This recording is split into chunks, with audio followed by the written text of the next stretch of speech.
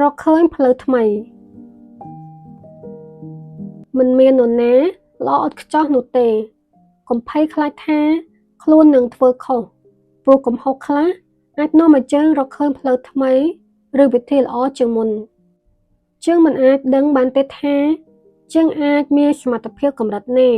បើយើងមិនផ្ដល់ឱកាសឲ្យខ្លួនឯងបានសាកល្បងផ្លូវថ្មីទេនោះការជឿជាក់លើខ្លួនឯងជាជំហានដំបូងក្នុងការរកឃើញថាមពលក្នុងខ្លួនយើងដូច្នេះហើយ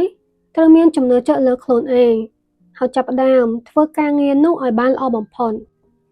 ភាពជោគជ័យមិនអាស្រ័យលើទីកន្លែងកំណើតរបស់យើងនោះទេតែអាស្រ័យលើទំហំចិត្តដែលអ្នកដាក់ចូលទៅក្នុងអ្វីដែលអ្នកស្រឡាញ់ភាពភ័យខ្លាចអាចរារាំងយើងពីការសាកល្បងអ្វីថ្មីៗឬឈានដល់សក្តានុពលរបស់យើងការធ្វើជាមនុស្សក្លាហានមិនមែនមានន័យថាយើងមិនខ្លាចនោះទេប៉ុន្តែជាការជ្រើសរើសដើម្បីបន្តដំណើរជីវិតទៅមុខទៀតទម្រាំអាចសម្រេចក្តីសុបិនវាមិនមែនជារឿងងាយស្រួលទេសៀវភៅនេះស្រាលហើយវាមានទំហំ A5 សៀវភៅលេខសម្ងាត់មានកម្រាស់